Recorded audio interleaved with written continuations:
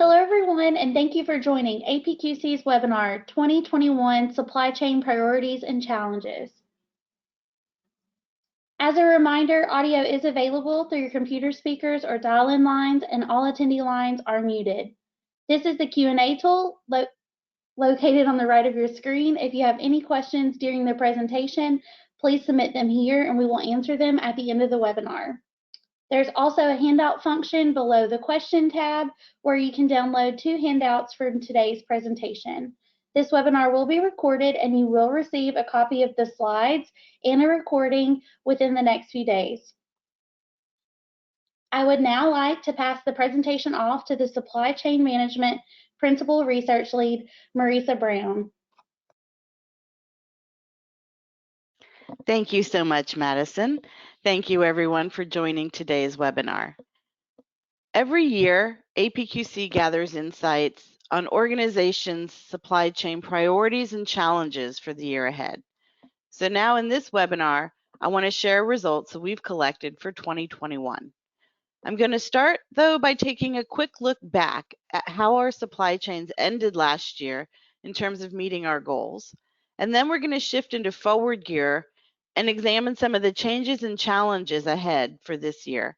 And I'll spend the bulk of our time looking at the priorities in our top 4 focus areas and some recommendations from APQC for how to improve on those. And then we'll look at the future and moving forward, how to take action. So just a few words before we begin, a quick note on the research that underlies most of what I'll share today. So as I mentioned, we do this almost every year. This is now our 7th annual Supply Chain Management Priorities and Challenges research. This year we had over 450 global participants. So this data represents a broad range of organizations in more than 23 different industries, and we balanced our data collection across 3 global regions: the Americas, Europe, Middle East and Africa, and Asia Pacific. In the coming weeks, we'll be releasing 12 industry-specific reports, as well as additional insights and a comprehensive white paper. So we, in the research, looked at the performance from 2020, obstacles and trends affecting supply chain, and priorities and focus areas for 2021. So, unless you were literally born yesterday, you went through the crazy roller coaster ride that was 2020. It was one of the strangest and most disruptive years on record. And as the saying goes, those who do not learn from history are bound to repeat it. And I don't know about you, but I sure do not want to repeat 2020. So let's learn what we can from 2020 and apply it to the future. So first, I want to start with some audience participation. We're going to be opening a poll for you to respond to. The question for you is, how would you rate your supply chain's performance in responding to the COVID-19 pandemic? So you can select one of the options on your screen when we open the poll and let us know, did your supply chain completely fail? Did it fall apart? Or did it barely survive, like hanging on a ledge just by your fingernails? Was it kind of neutral, a little bit meh? Did you experience modest success where you kept the trains moving, but not much beyond that? Or did your supply chain completely save the day? So if we can please open the poll and give everyone a moment to share your experiences from last year. All right, so you can select one of the options on your screen to rate your supply chain's performance in 2020. And while you're voting, let me share with you something that I thought was kind of amusing. In my December supply chain webinar, I asked the attendees to pick one word that they would best use to describe 2020. And while many people did kind of think dumpster fire was appropriate, the top response that 41 people picked was unprecedented. And I have to say that after the January and February that we've had so far in 2021, I think I'm ready for some precedented times, as my colleague Nathaniel Vlachos likes to say. But I've been hearing some people talking about how disruption is the new normal, right? So let's take a look at how our supply chains fared. And thank you all for voting.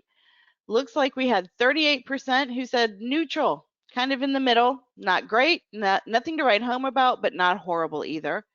33% had modest success. 21% their supply chains completely saved the day, put on the cape and performed the superhero move, and 7% barely survived. So that's interesting, but nobody said that they completely failed. Well, let's take a look at how your responses compare to the participants in our research. So what we saw, and keep in mind this is the global 455 organizations, we saw that 1 in 5 supply chains barely survived the COVID-19 crisis. 1% completely failed, but 19% barely survived, and then more than half of them had some success, right? 40% had modest success, 13% completely saved the day, and we had a group in the middle, 22% that were neutral. And there's a note at the bottom of this slide here that says that only 5% of organizations' supply chains were not significantly impacted by COVID-19. And I think that's interesting and kind of a testament to how widespread this thing is and still is. Who knows when it will end. But it's interesting to see here that as we dig into this data and look at it by industry, as you would expect, the percentages vary. And just from living through it, we would all say, oh, yes, it was a rough year last year. But it's nice to have some data to quantify exactly how rough it was. And when we look at some industries like retail, for example, it was a very polarizing year. In retail, 28% of the supply chains barely survived, but yet 25% completely saved the day. So it's interesting to note that we are coming into 2021 from this very turbulent year. And I'm going to move on to the next slide where we can see, would you say they were successful? Well, you know, you were there. But let's look at the numbers on this. And one of the benefits of doing this kind of benchmarking, comparing your personal experience to a larger population, is to put some context around what you went through. So the numbers are a little eye-opening. 28% of organizations said they were on target, achieving or exceeding all their business goals for 2020. And 24% were on target to meet or exceed their competitors or their peers' performance. When you step back and look at these numbers, what this says is more than 70% missed some or all of their goals. And if I compare this to the year before, the numbers were 56 and 50% achieving their goals. So it was a rough year, no doubt about it. And let's dig in a little deeper and see that when it comes to specific goals, even larger percentages of organizations missed their targets. With all the disruption that we experienced in 2020, obviously supply chains felt the impact. But if we look at this, we can see that many of these goals, which are customer facing, were missed. And that makes them that much more visible. You can't hide your customer service and your customer satisfaction results. So as painful as it is to look at this data, the reason I started with last year is to set the context or to give us some idea of where we're beginning with a baseline for this year.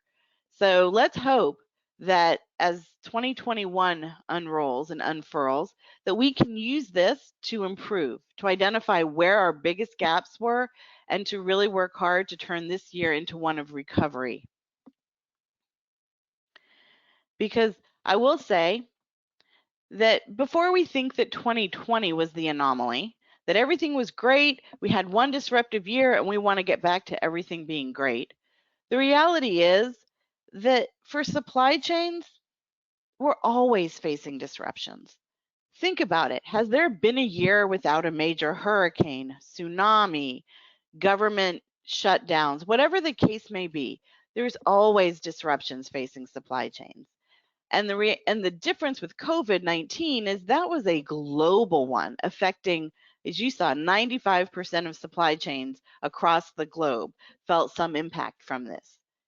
Oftentimes it's more regionalized or localized, but what we saw coming into 2020, so looking back even further at 2019, is in 2019, organizations missed some of their goals, and then 2020 arrived, and it just went sideways for so many. So we saw that last year's performance was a significant drop from the year before. Now, for some organizations, 2019 actually set up 2020 in a better way because people were looking at tariff and global trade uncertainties and had already started at the end of 2019 looking for alternate sources of supply, moving some suppliers out of countries like China, for example. So we saw that some organizations had begun to make moves that set them up to survive 2020 even better. But now what we are going to have to do is just step back and say we can't control the universe. We know there will continue to be disruptions. What we can control is our organization's reactions to them. And I just saw a cartoon this morning from Calvin and Hobbes, for those of you who are familiar with him. And there's a little boy walking, and then he suddenly stumbles and falls in spectacular fashion. And then he gets up and he does a little ta-da, takes a bow, as if it was all planned. And that's what we have to do, is learn to get back up from the inevitable stumble, the inevitable disruption, and show grace under pressure and proceed forward to ensure that we're doing the best we can for our supply chains and our organizations. And there's a lot of things that we can do, very actionable steps we can take to make sure we're setting ourselves up for success. So, enough of the gloomy news. Let's look forward now. Let's look at the trends that people are anticipating and what's holding them back, and what does the outlook for funding look like for this year. So first I want to start by looking at the top trends that people are anticipating will impact supply chain in the next 3 years. And I will tell you that this was one big surprise from the survey. This is the 7th year in a row that we've been administering a very similar survey. And you know what? We have a completely different set of top 5 trends from the year before. Aside from digitalization of the supply chain, which is in some ways an inevitability that won't go away, we saw a whole different set. So robotic process automation popped up to the top for this go round. And the reason that I see it there and the reason people picked it is robotic process automation basically says for repeatable transactional processes that tend to have very minimal exceptions, if you have a piece of software that can perform it instead of a person, it can be more efficient and more effective and free up your people to focus on more higher value activities. So get people out of processing invoices and rubber stamping things, so to speak. And when we all ended up in March of last year having to run to work from home in light of COVID, we realized that we can no longer really walk things around using the old, sneaker net from person to person to get a sign off or approval. We had to have certain things automated. So robotic process automation will really help improve productivity and efficiency. And it will also enable a shift in how time gets spent that helps the second trend. And this is the first time we've seen what we'll call sustainability or environmental, social, and governance factors, ESG, rise up this high on the list of priorities. And there's a lot of forces driving this, and I'll talk more about this throughout the webinar, but increasingly we see consumer demands and governmental regulations and governmental changes, and really going beyond just the hype and the headlines of the past. It's no longer just for feel-good purposes. There's now enabling technology that helps organizations become more sustainable. And even just today, it was a great example I saw. Unilever, in their February earnings call, said they were able to cut costs by $1.5 billion through sustainable sourcing since 2008. So now the business case exists that going green can help you save green, if you will. So we'll talk more about that, but there is definitely now a quantifiable benefit to organizations for making the investment in more intentional sourcing and more sustainable supply chains, and it's paying off. The third top trend people anticipate is blockchain. And I've been tracking the adoption of blockchain for the past several years, and it's been creeping up, maybe from 4% to 6%. Nothing like you might get from reading some of the hype, but there's been a solid advancing, and more organizations are in pilot testing it out. And the thing about blockchain is that chain piece of the name, you need other organizations to implement it. In fact, the number one barrier to implementing blockchain is the lack of other organizations implementing it. And I said on a call this week with someone that it's going to take everybody holding hands and jumping in together for blockchain to really pick up and take off. But the case is coming that is going to be a technology impacting supply chain. One of the benefits of it is it can enable greater traceability and visibility, which also can enhance those sustainability efforts. Other factors that are anticipated to impact supply chain include continuing uncertainties around global trade and tariffs. That's a situation similar to COVID-19 that almost every day we get new news and things change. But also we see AI and cognitive computing, smarter technology enabling us to run our supply chains in a more efficient and effective manner. So think about how smart your organization looks if you were well on your way to your digital journey prior to last year, and now this technology enables you to offer expanded knowledge and access to knowledge to your employees anywhere, anytime, from any device. I mean, this is really where we see cloud services coming into play. And in terms of major impacts, cloud services ranked number 1 because this really allows us to have people working from home. It allows us to make sure that we can access the information we need wherever we may be. Other things we don't know the long-term impact of COVID-19. We don't know when it's going to end. It's still so many unknowns with that one. But what we do know is that working from home is one trend likely to stay.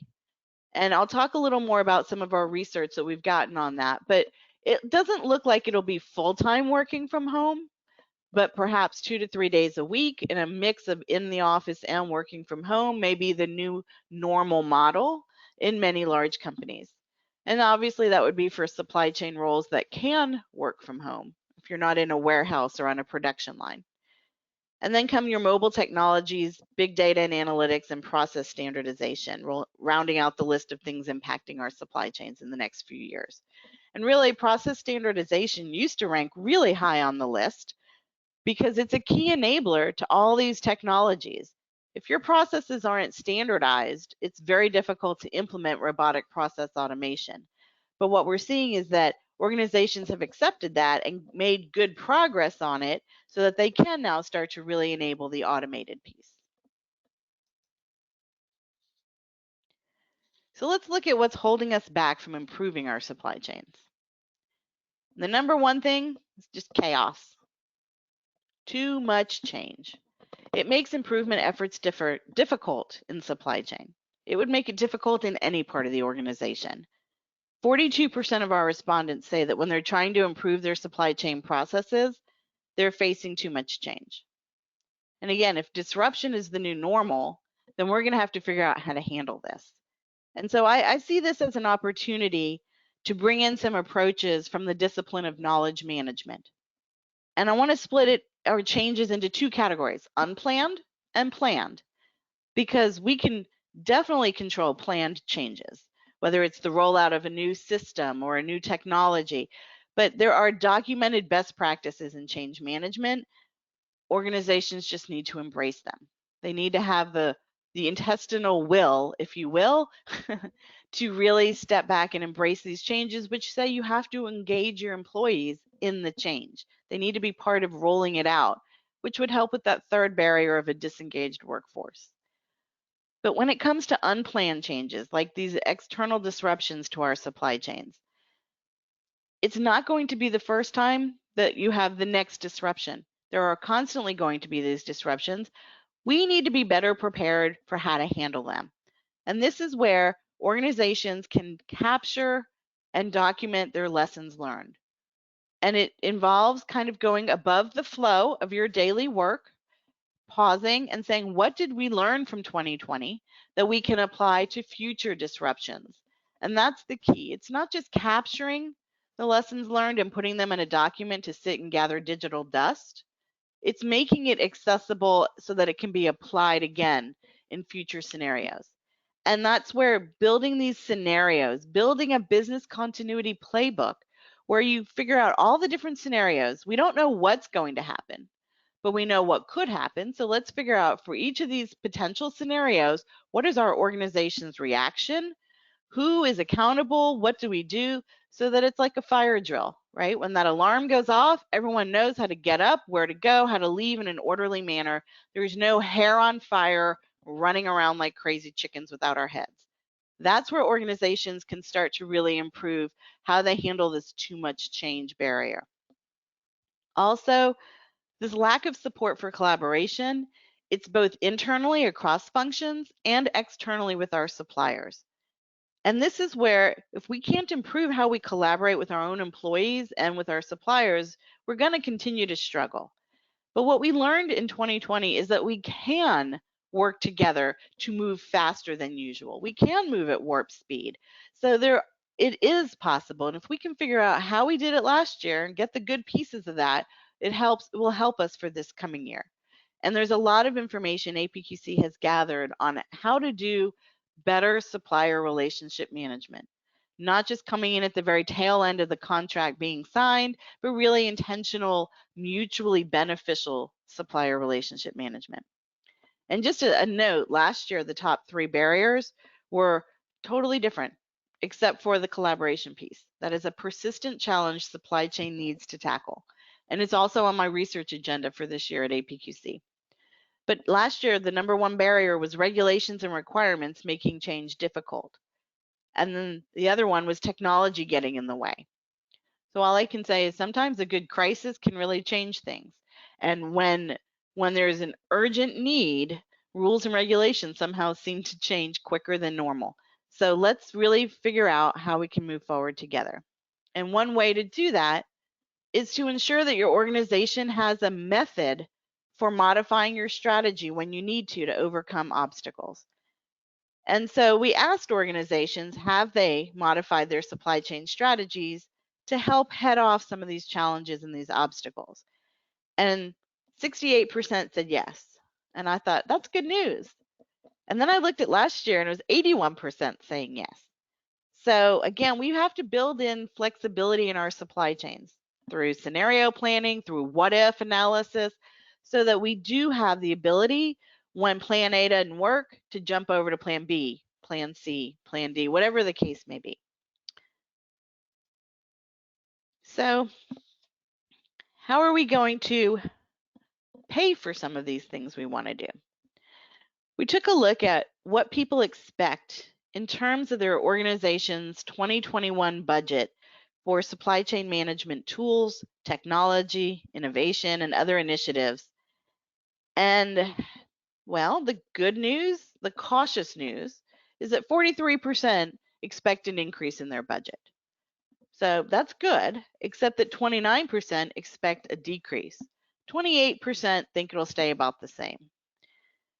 So last year, 65% expected an increase. So 2/3 expected it last year. Now we're seeing it's down to less than half. And I think this reflects the general belt tightening in the face of uncertainty that organizations are going through. And so it's important for us to focus on what we do have and the resources we do have available to make sure that we're capturing our lessons learned so that we're not reinventing the wheel and wasting our resources and our budgets on things that aren't necessary. So now let's look at supply chain overall and 4 critical parts of supply chain. And in a time of a lot of unknowns and disruptions, I have to say overall, we have really seen supply chain leaders rising to the challenge. And this year is shaping up to be one with significant innovation. And I don't just mean in terms of things like the COVID-19 vaccine, although that has been incredible, but also operational processes across the supply chain. So here we see where organizations will be placing their bets, if you will, for 2021 when it comes to supply chain. Top of the list is supply chain planning. And that bodes well because if you fail to plan, you plan to fail. Even though things change, again, we've been talking about having, multiple scenarios and multiple plans, but this is where organizations say they'll be investing resources, innovation, and hiring. Close in second place is sourcing and procurement. So 81% said supply chain planning, 79% sourcing and procurement, followed by innovation, rounding out the top three. And then logistics, which for many organizations is the heart and soul of supply chain, is almost 2/3, 63% said that's where they're focusing for this year. Then we see order management moved ahead of product development from last year. And in part, that's driven by the customer-focused nature of order management. And for many companies, last year was a big shift in customer expectations and demands as customer demand patterns shifted so dramatically. And then we see product development and manufacturing, about half of the organizations looking there. So what I'm going to do is just cover the top 4 on the left side of the screen. And in our full report, we'll cover all of the areas. But I just want to talk about in each of these what the focus areas are within these functions and the top priorities organizations have. So we'll start with supply chain planning. And here we see coming into first place is demand planning and forecasting. And this is obviously key to success in supply chain planning, especially when you've got kind of a turbulent world. So understanding what demand looks like and what it may look like is an important piece of supply chain. And analytics and measurement help enable that. Predictive analytics especially is gaining hold in supply chain planning so that organizations can make sense of large amounts of data coming from many different sources to figure out what to do here. And then also we see sales and operations planning in the third spot. And this is a critical function that brings together multiple parts of the organization. Again, it's not supply chain alone here. Here you've got sales and marketing and sometimes your finance people, your production folks, everyone coming together to make a consensus plan for what the organization will do. So it comes back to that collaboration. And we have extensive resources on how to build better collaborative cultures and enable the different functions to work together in an aligned fashion. Because at the end of the day, you want agile and rapid responses when things change. So within those focus areas, where do we see people really spending their time? And what are their priorities? And I will just make a comment that we exaggerated the scale on some of these just for the purposes of the webinar to be able to emphasize the order of the different priorities. So about half of respondents are looking to standardize their processes in supply chain planning. And as I mentioned, standardized processes are a critical step prior to implementing new technologies and capabilities. Otherwise, you're just automating bad processes and you can do them faster, but they're still bad processes and you don't want that. So stepping back and mapping your as-is processes and then looking at where there are bottlenecks, breakdowns, redundancies, so that you can then design a to-be process or a future state process that's more ideal, so that you can then standardize and have repeatable processes that allow you to implement new technologies and capabilities. And also these new technologies and capabilities can make certain things no longer necessary, can remove steps from the process, enabling you to have more time available for more valuable activities. Or you can shift resources into other parts of the supply chain. We also see people looking to compare performance via benchmarking so that they can just see how do we compare to others. Sometimes that's important because you want to improve your own performance year over year, but what is the rest of the world doing while you're focused on that? And in each of these supply chain functions, I have recommended APQC content, and I'm going to just pick one piece to kind of focus on. And these are all existing in our resource library for our members. And some of these are also, some of the pieces are available to non-members as well. And a reminder, we are recording this presentation and you will receive the slides so you can click the links to access the content. So I'm going to call out the Blueprint for Success that we published in July of 2020. It has 17 performance drivers in it that really take into account the shifted reality of a COVID impacted supply chain. And one of our drivers in there is the need to align your supply chain planning with your organizational strategy. So I've been talking a little bit about the need to nimbly respond to market shifts or supply issues. But the other piece of this that's just as important is you have to see that you've got flexibility to ensure that your supply chain planning aligns with your own organizational priorities. Because organizational strategy shifts and evolves, and business models change accordingly, and you want to make sure your supply chain is synced up with that.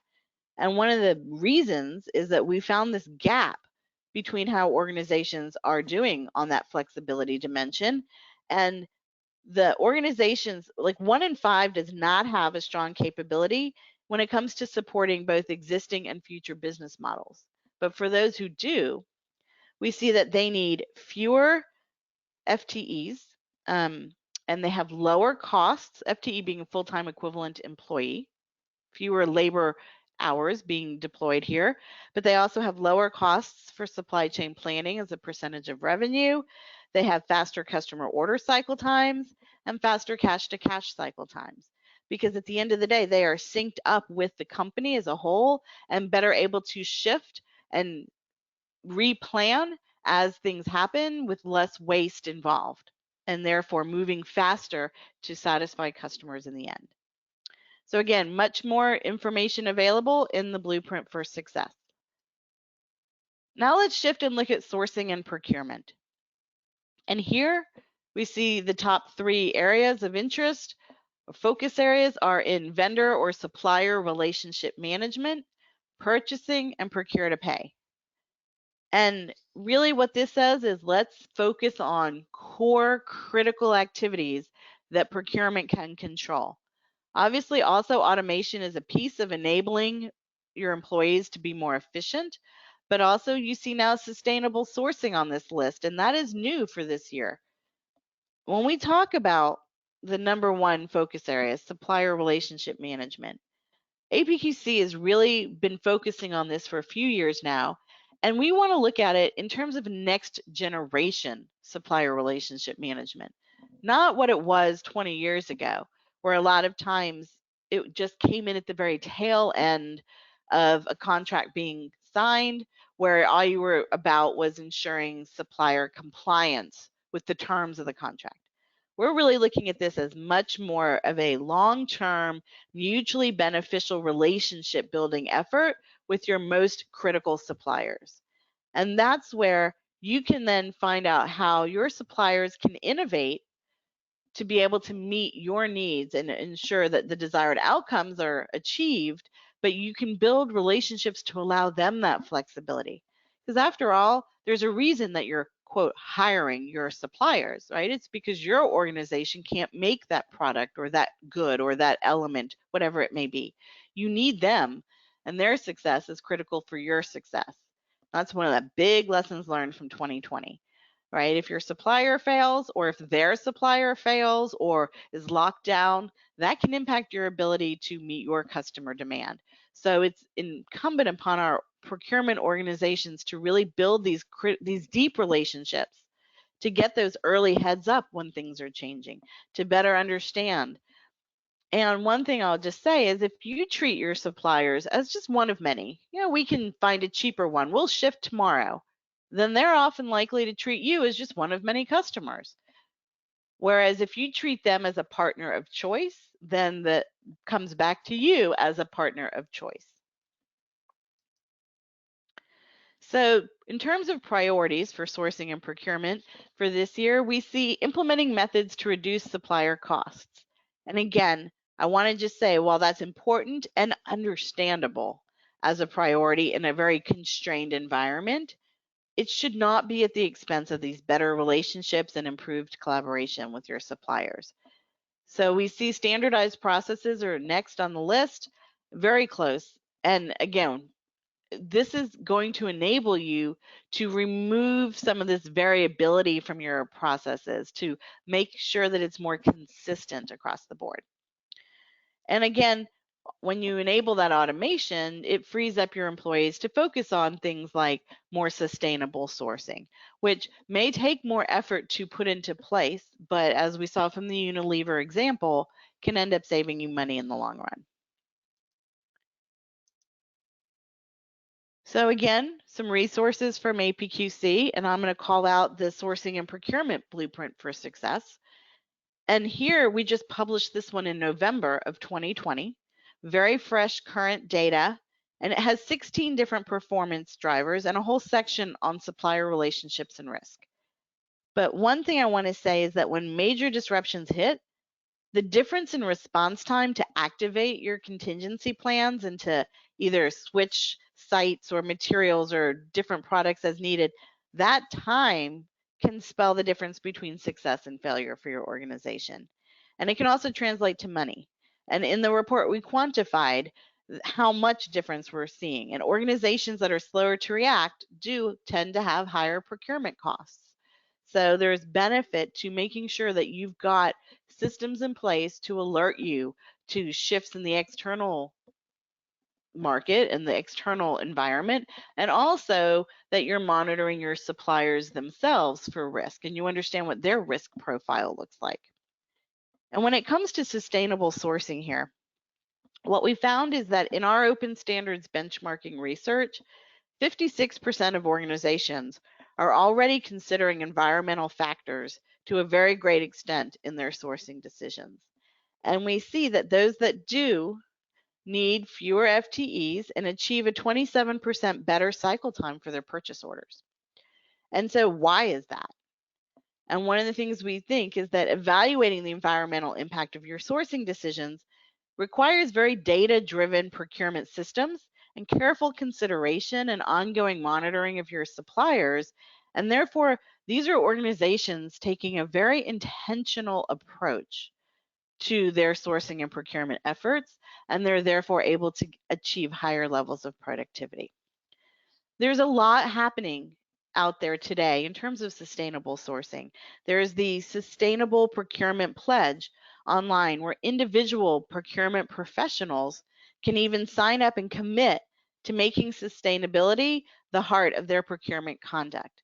I think we're seeing, when the President of the United States starts talking about supply chains, 2 years ago, I don't know if anyone knew what a supply chain was outside of those of us in the profession, but it is now becoming something that is front and center and being talked about, and we're seeing a lot of movement already related to sustainable sourcing and sustainable supply chains. Now let's look at innovation. And innovation is not limited to the supply chain by any means, but it's an important piece of supply chains and the ability to achieve excellence in our supply chains. And it's essential for surviving in a fast-changing world. APQC takes a very broad definition of innovation. And we've been studying innovation, since I came 25 years ago, but we've really been looking at it in terms of, first off, your product and service innovation. What are you going to market with? Second is your operational or process innovation. How do you work? How are you conducting your business? And third is business model innovation, which is really looking at how you go to market. How do you change from offering a product to offering an as a service kind of outcome, for example? So what we see is that the focus for 2021 is not on products, but it's on operational and process innovation. Organizations are recognizing that they need to really find new ways of working to make the business more effective or improve the customer experience. Because it kind of goes back to that old definition of insanity, right? Insanity is doing the same things and hoping for a different outcome. You keep doing the same things, why do you think you're going to suddenly achieve better results in your organization? So you really need to step out and try something different. What does that look like? What does that mean? And that's where innovation analytics comes into play, because it's always important to evaluate how well your efforts are working. And I feel like I'm going to sound like a broken record. It's important to keep measuring, no matter how much it hurts, so that you have the data for comparison purposes over time.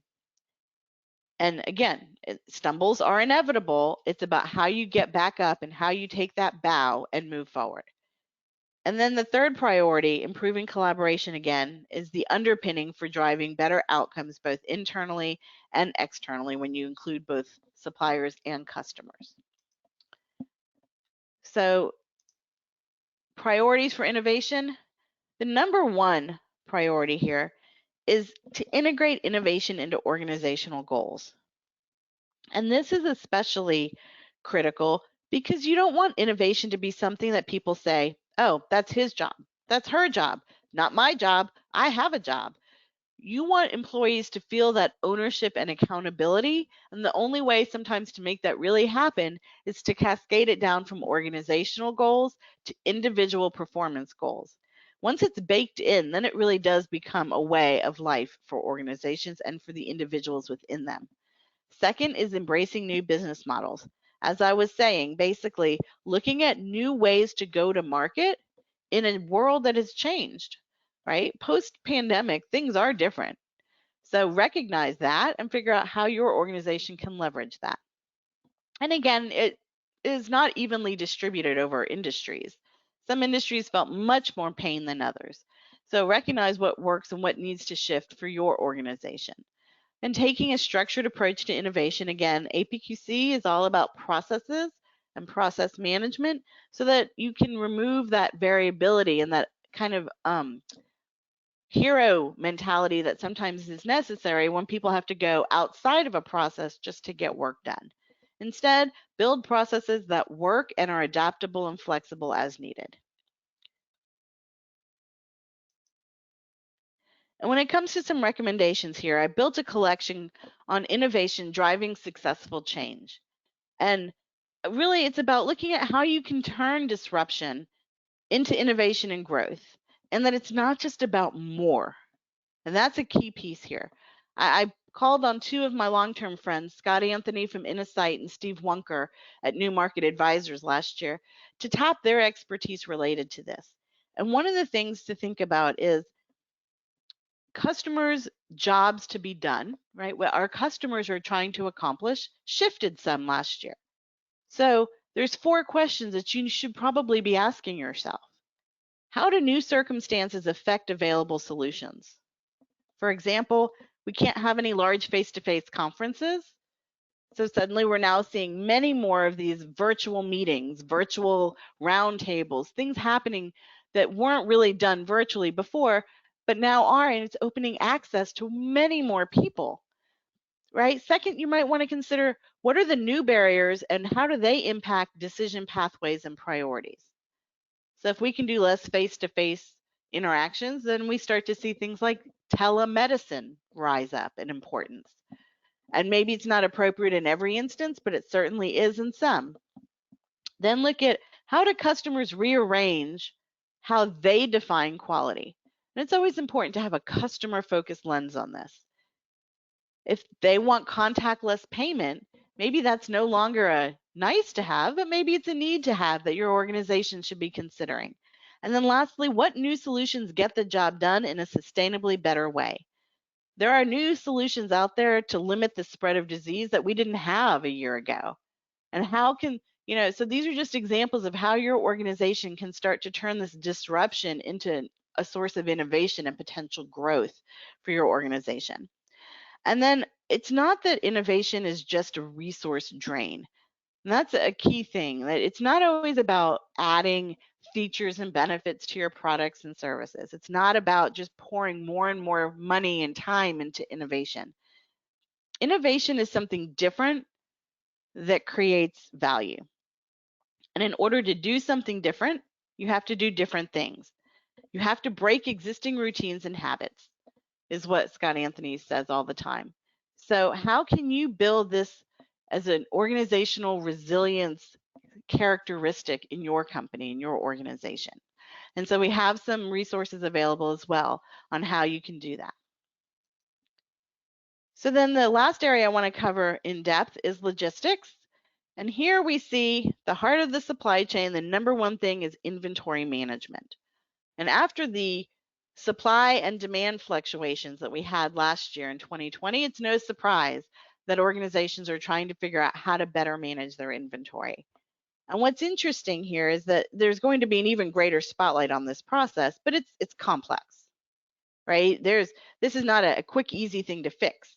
I mean, we've got customer orders and customer satisfaction to consider, balanced with your planning, budgeting, and accounting needs here, because inventory does cost. So really figuring out, this is where organizations will be focusing and trying to come up with better solutions for inventory management, followed by warehousing and then analytics. And you can see both outbound transportation and inbound material flow and reverse logistics are all on the list of areas to focus on this year.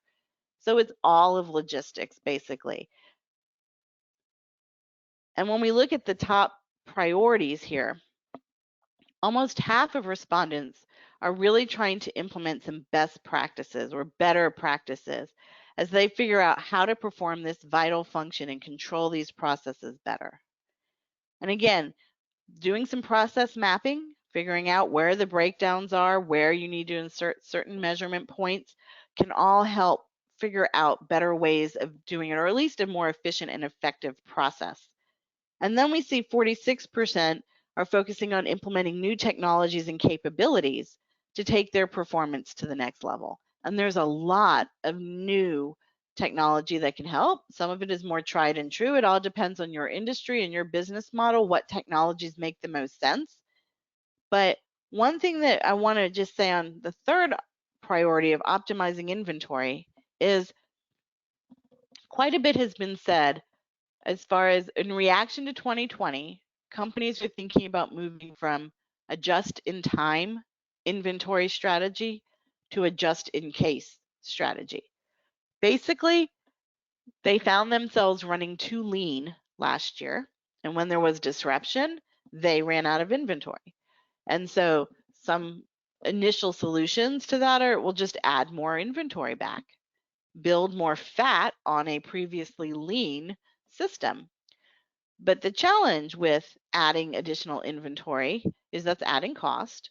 And then now that we're, a year removed from the onset of this crisis, will Wall Street and your stakeholders support the added cost? I don't know, but it's something to consider because there's also at the same time pressure to shorten supply chains, right? Do a little more near sourcing, maybe more stuff from a domestic source versus an international source. There's many different pressures on our supply chains, many of them, and a lot of it has to do with the inventory strategy. So it's something that it shouldn't just be a knee-jerk reaction to add X percentage of safety stock everywhere and consider it done.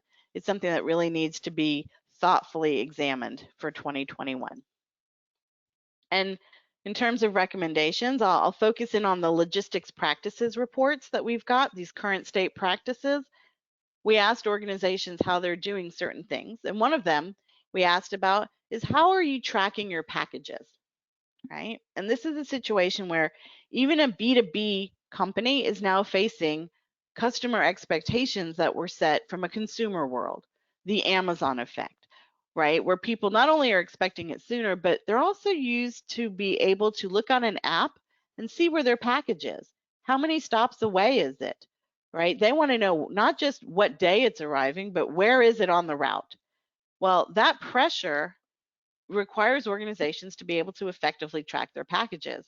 And I was rather surprised to find that when we asked how they're tracking them, 51% said they're using RFID, radio frequency identification.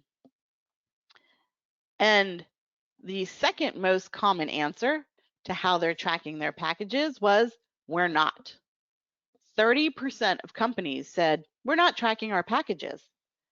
And we had 508 global participants in this research, in this logistics research, and a third of them aren't tracking their packages.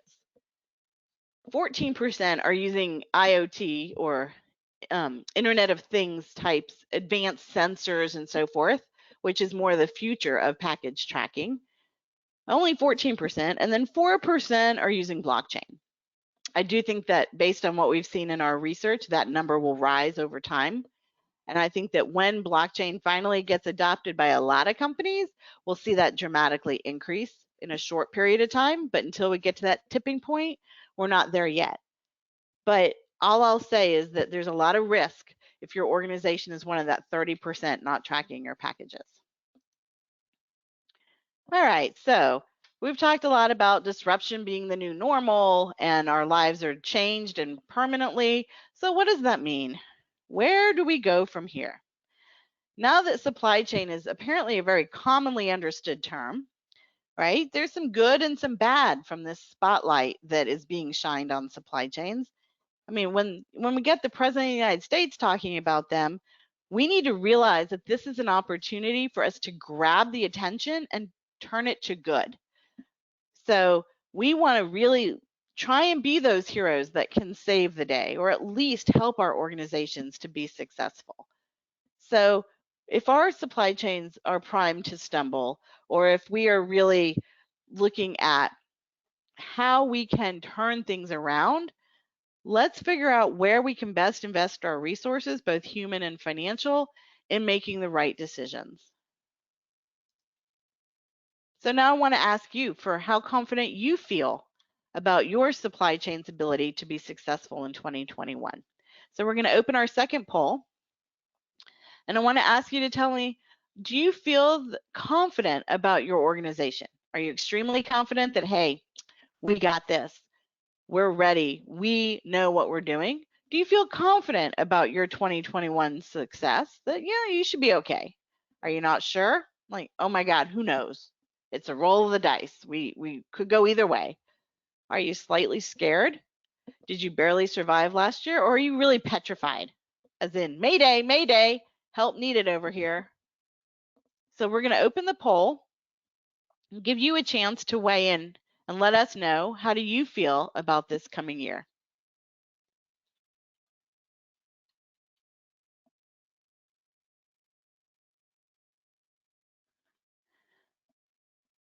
So we're having a little difficulty getting our poll launched. Here it comes. Please weigh in and let us know how confident you are with your supply chain's ability to be successful this year. We know that this is a year still undergoing all kinds of COVID-inspired turbulence, but we've been at this now for a year. It's now time for us to renew many of our contracts with our suppliers. We have an opportunity to start fresh on some things. How are we going to do? Because at this point, it's early enough in the year that it's up to us. Okay, so let's see. Here are the results. 44% are confident we should be okay. 28% have no idea. Who knows? And 22% extremely confident. We got this. Nobody said they're slightly scared, but 6% of you are petrified.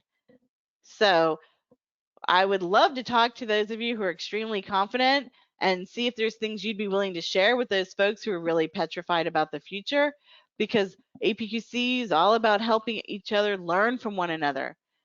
And if you're in that 6% who are petrified, all I can say is there's a few things you can consider looking forward. Recognize that change sticks. Some of what we experienced last year is not going away. It wasn't a one-time anomaly. This is kind of our new business as usual. People do want to work from home. We saw a 21% increase from prior to COVID to where people want to be after COVID in their desire to work from home. So let's see what we can do to help make that happen. And embrace this opportunity for innovation. Because I know many of you are still hip deep in dealing with this and you have daily fires to put out perhaps, but it's important to step back and reflect on what we've learned, capture those lessons, and set them up so that we can reuse them and have strong scenario plans for the next crisis, because we know there will be one. And while individual organizations may take different routes and the crisis may exacerbate some existing weaknesses in some of your supply chains, the path forward really has some similarities. And I just want to say, don't let this crisis go to waste. It's not often you're going to get a global pandemic to take advantage of. So start by evaluating your markets for changed needs. If the one constant is change, then can you build your supplier relationships to give them room to innovate and be flexible in how they meet the outcomes you're looking for? Deeply understand your customers. Think about the hockey player Wayne Gretzky. He used to say, I don't go where the puck is, I go where the puck is going. So understand your customers to build better relationships with your suppliers so that you can anticipate where your customer needs are going and be ready to serve when they get there. And then strive for those next generation supplier relationships, communication and collaboration. You really want to figure out with those critical suppliers how you can be a partner of choice. And it's about mapping your supply chain. Who are your suppliers' suppliers? Understand where your risk lies and how you can mitigate it. What are your different scenario plans? Do some wargaming. Test out those plans. Don't just create them and never put them into play. Test them so that when the fire drill happens, people know how to react. And then make sure you've built in some kind of accountability with risk governance, with innovation. Think about how that can impact your employees and what their roles and responsibilities should be. And with that, I'm going to turn it back over to Madison. We have time maybe for one question. And if not, I encourage everyone to follow up with me after with any questions you may have. Thank you, Marisa. We actually haven't gotten any questions. We can stay on the line for a minute and see if any come through. There were a few people that I reached out to in the chat that had their hand raised. If you can, submit your question using the question function and we will get that answered. Excellent. And while y'all are taking a moment to enter your questions, maybe we could just go ahead and share some of the additional resources that we've got, Madison. Of course. So APQC has put together some content about what supply chain leaders need to know for 2021. We've also published the survey report from this supply chain challenges and priorities research we did. So you can see a little more in depth some of the answers to more of the questions. And then also we've got some fresh new content on what you need to know about virtual collaboration. Assuming that work from home is here to stay and that we are dealing with dispersed resources around the globe, how can you leverage best practices in virtual collaboration? We have a lot there. And also included an article on how you can leverage disruption for innovation and growth, coming from a webinar we did with Scott Anthony from Innosight. So I see we have a number of questions, and I do want to say that if we don't get to them during today's presentation, because I want to respect your time, I will follow up with you afterwards via email. And we will be sharing, and you will also be receiving an email, I should say, with the slides as well as the recording of today's presentation. And the survey report and all this content that you see on the screen right now is located in APQC's resource library. Again, any questions about that, feel free to reach out to me. It looks like the one question out of that that wasn't related to resources, Marisa, is you mentioned using the what if approach to assess supply chain planning scenarios. Do you have any APQC materials on that that we could share? We do have some scenario planning resources. I will make a note of that, and we'll either include them in this follow-up to you, or we will be publishing them in the very near future, some updated and some expanded guides on that. Thank you for that question. And then one more, during the supply chain IT platform upgrading, there is an opportunity for an improvement, but on what priority do they have to adopt the approach? So I'm not entirely sure I understand your question, but I think that one of the biggest dangers is to let your IT department drive the IT deployment of a new platform. You want to make sure that you've got your supply chain leaders involved in that, because it has to roll out in a way that can work well for your organization. And you guys are the closest to the people on the ground, if you will, the boots on the ground. So there is an opportunity for improvement, and what I might do is just encourage you, Wael, to reach out to me directly, and maybe we can have further conversation on your question, make sure I understand what you're looking for. Awesome. And Madison, I'll turn it back over to you to close us out. Perfect. And I'm going to come back a few slides. We will include contact information for Marisa. If you have any questions for her or about APQC, feel free to reach out. There will be a post-webinar satisfaction survey. If you could take that as well. Any comments that you have for us, we do look at those, so please fill that out. We'll have a link to our supply chain management expertise page. This page is about to be updated and will be continually updated with recent and the latest supply chain research. You will see the additional resources that Marisa went over, and we invite you to connect with us on social media if you don't already. Thank you for attending the webinar, and have a great day. Thank you, everyone.